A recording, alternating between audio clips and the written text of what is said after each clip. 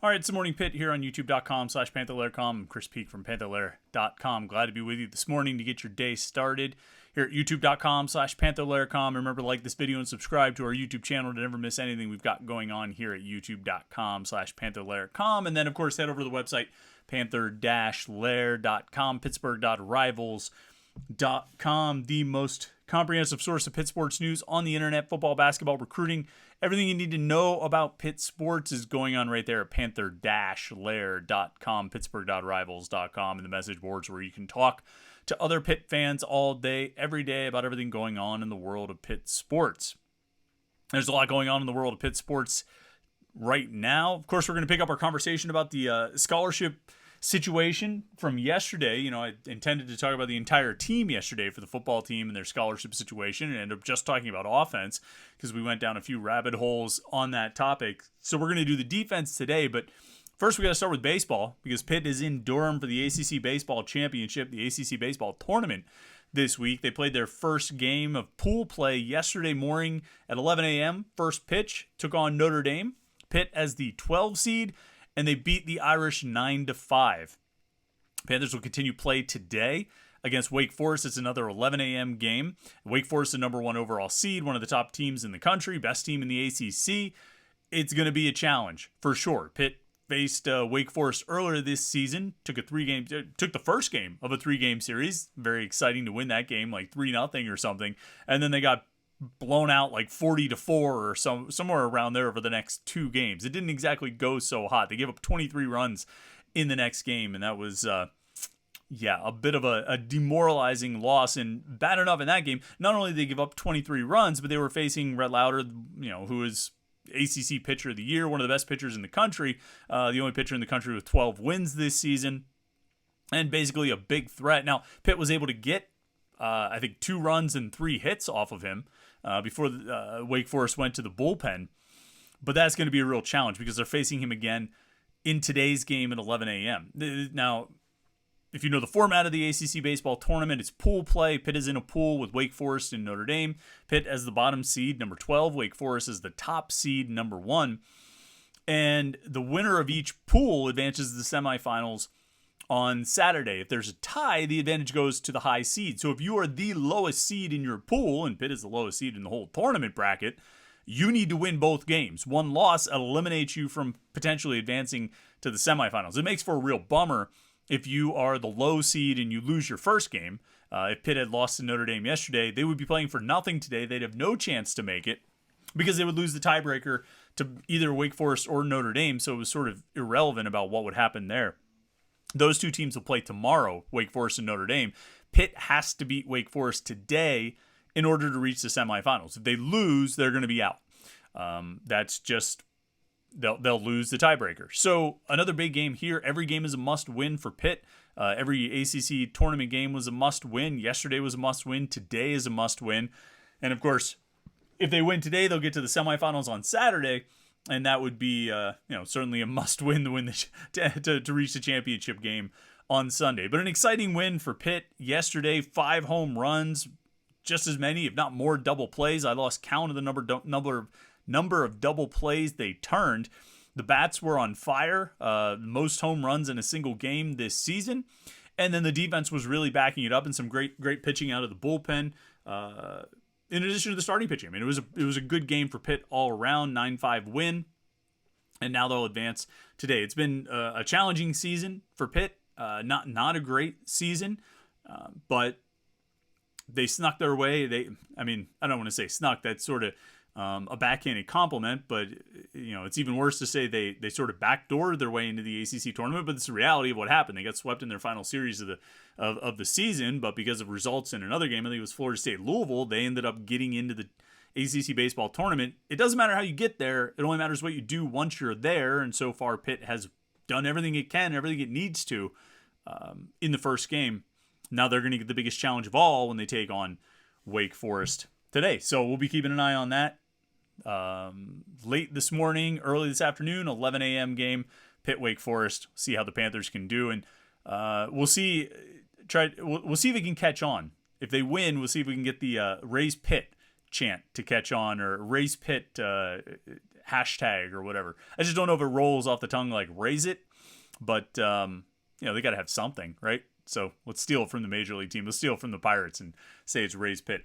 So we'll be keeping an eye on that. We'll talk about that tomorrow on the Morning Pit, in addition to our regular mailbag questions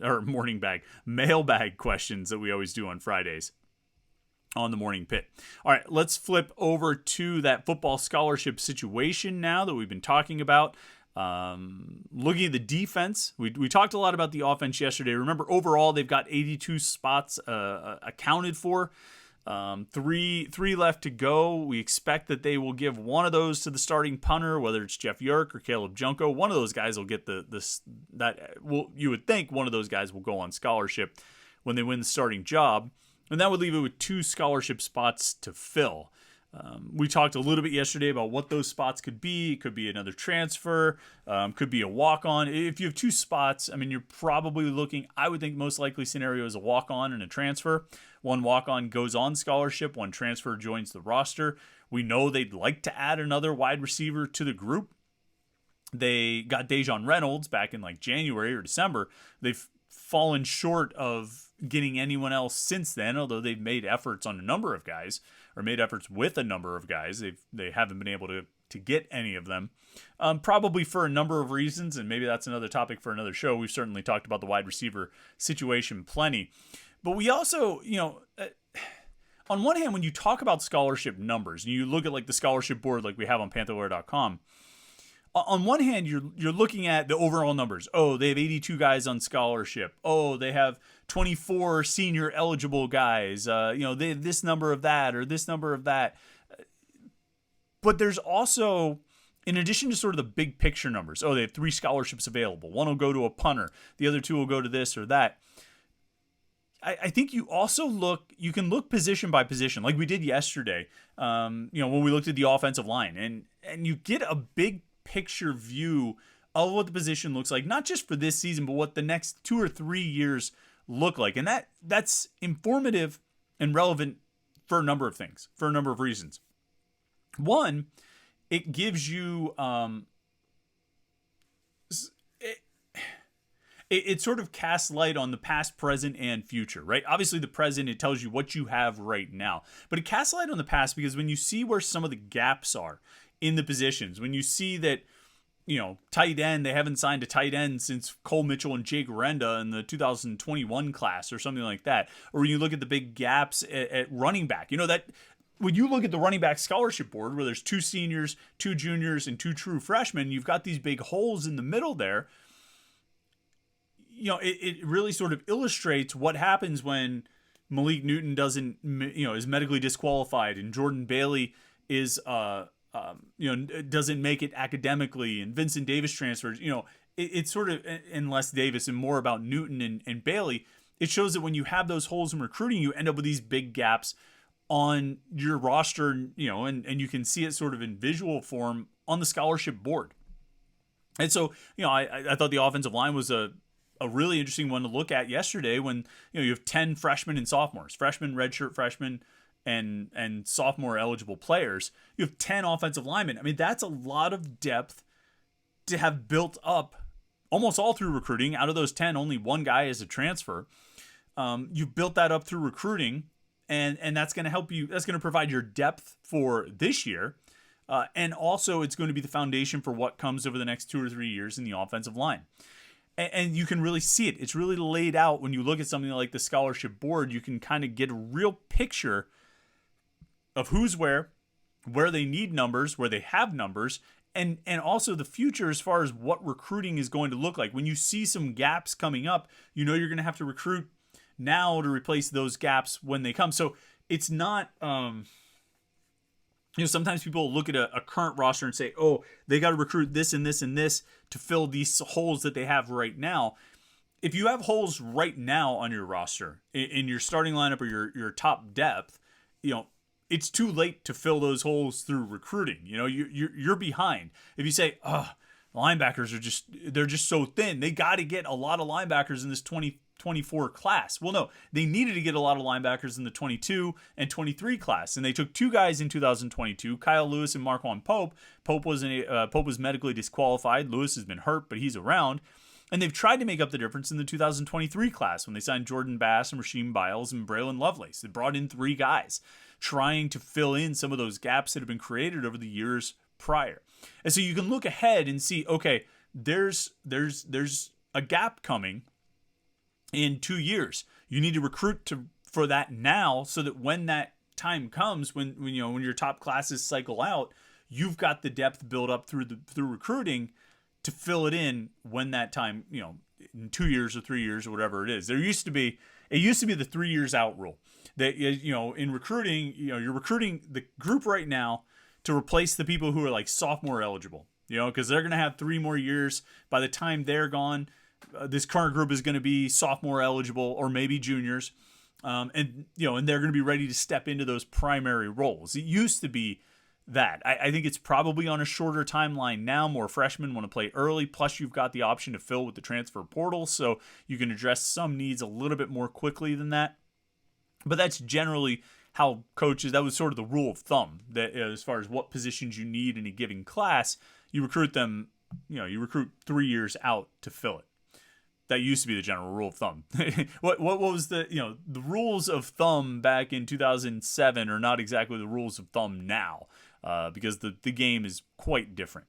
So when you look at defense, kind of scrolling through the defensive ends, we start there. 8 scholarship defensive ends on the roster for this coming season, 2023. 3 of them are senior eligible players. Bam Brima is a redshirt senior. Dayon Hayes is a true senior. Nate Temple is a redshirt senior. All 3 of those guys could come back in 2024 if they are so inclined.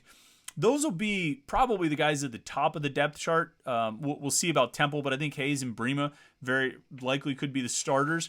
And then you have youth. You have this youth movement that we've talked about so much of some of the younger players stepping into more prominent roles after Haba Baldonado, John Morgan, and Deslin Alexander all left this offseason. Morgan transferred to Arkansas.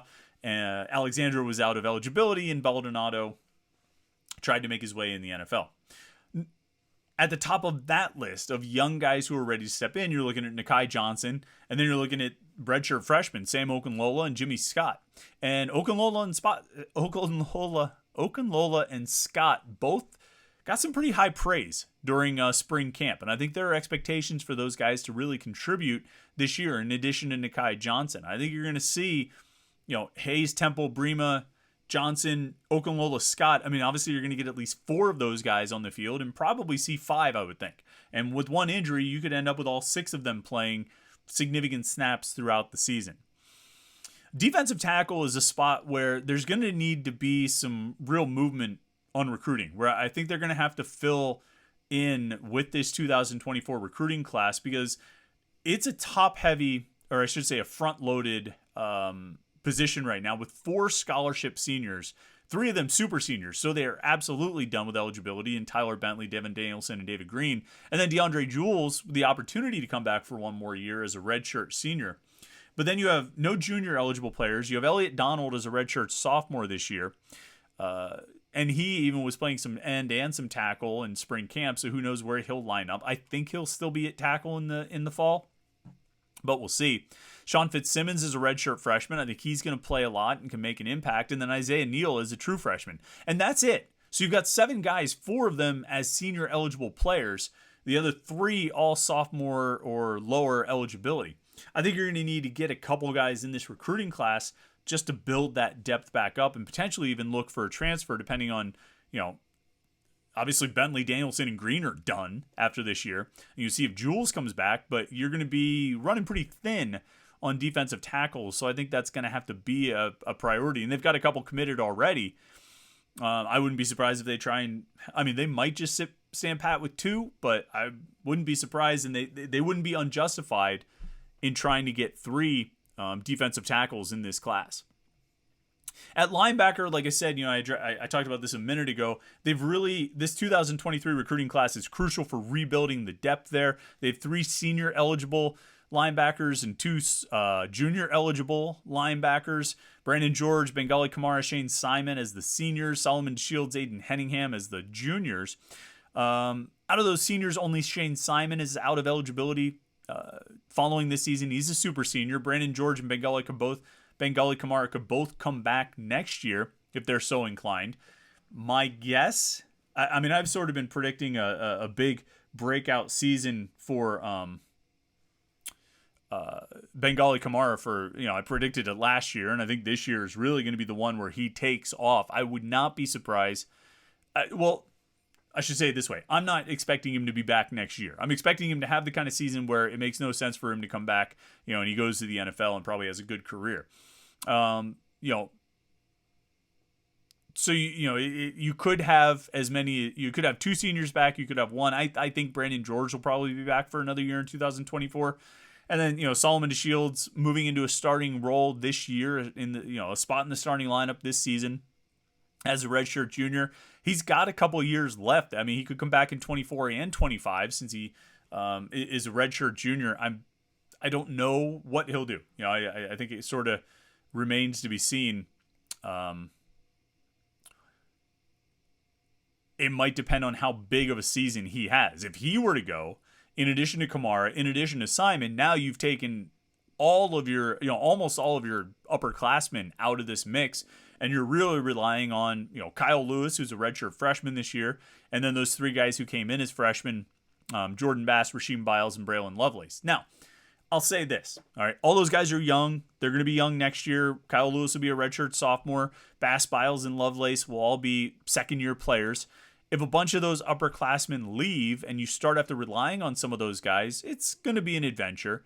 But I like the upside of all of that group. I like the upside. I think Kyle Lewis can be a really good player.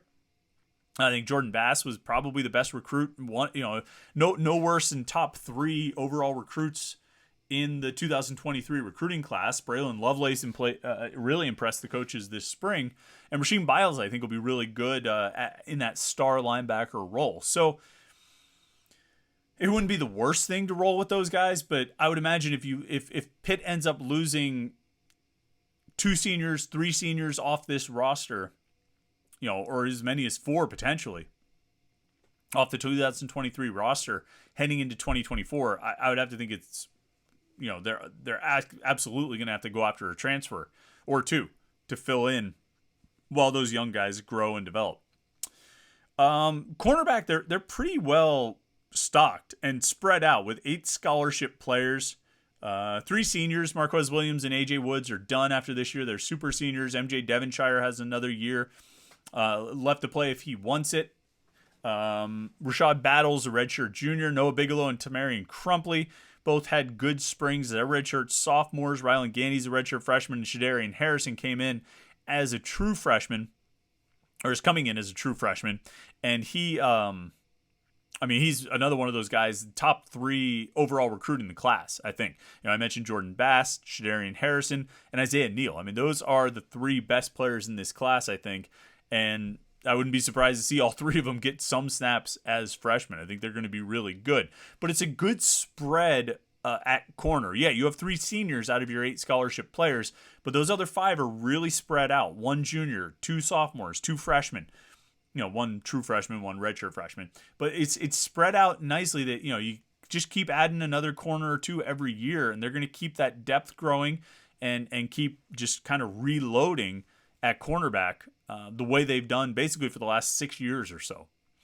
And then at safety, it's sort of the same thing, although you're not senior heavy like they are at corner. 7 projected scholarship safeties this year. No seniors. 3 juniors, Buddy Mack, Donovan McMillan, and PJ O'Brien, Mack being a redshirt junior. And then Stephon Hall and Javon McIntyre as redshirt sophomores, and those guys might end up being the starters. So you're going to have, and then two true freshmen coming in, Jesse Anderson and Cruz Brookins. I think you're going to have another situation where, you've got a good spread of classes and eligibility there. And Anderson looks really good. Brookins is intriguing as a guy coming in from Steel Valley. Corner and safety are pretty much the same thing for Pitt. Not in how they play, but just sort of the overall recruiting goes. I mean, they just keep getting really good guys, one or two every year, and just reload those positions and create that pipeline where I feel like they're pretty well set at corner and safety this year, next year, the year after that, probably the year after that, without having to project too much from the young players, just sort of going by the expectations for them.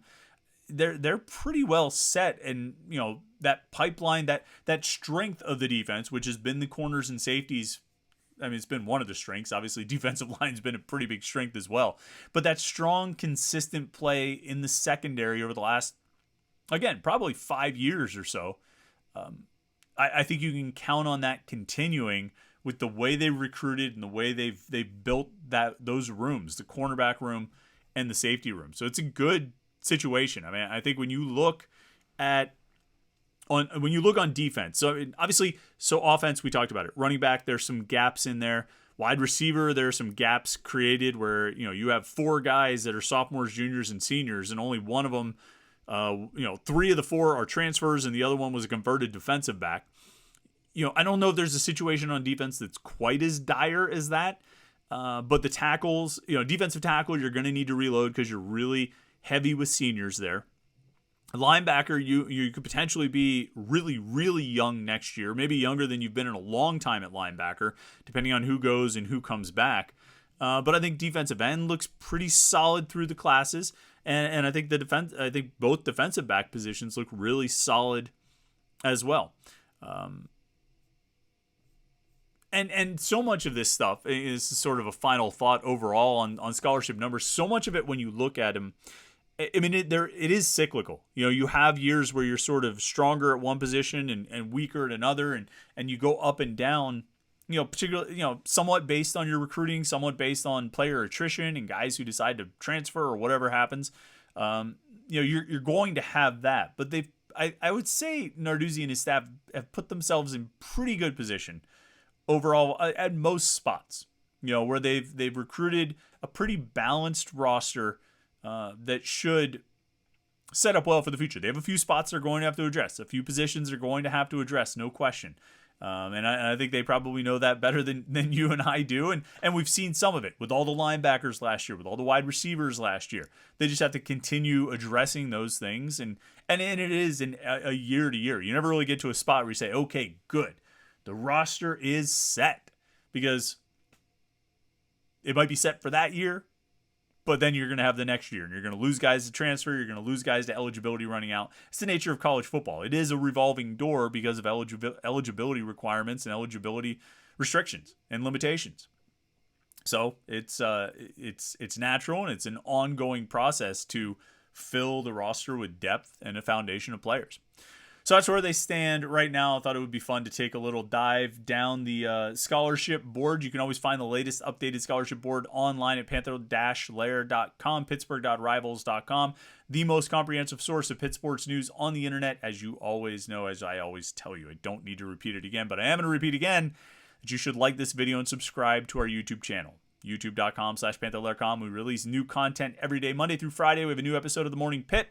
Then we have our weekly live show like we did last night at 8:30 p.m. Jim Hammett joining us here at youtube.com/Panther-Lair.com. It was a lot of fun. Hopefully you got a chance to join in on that. We had a good time. Talked a lot of Pitt sports. And so we will keep that going. You don't want to miss it. Subscribe. youtube.com/Panther-Lair.com.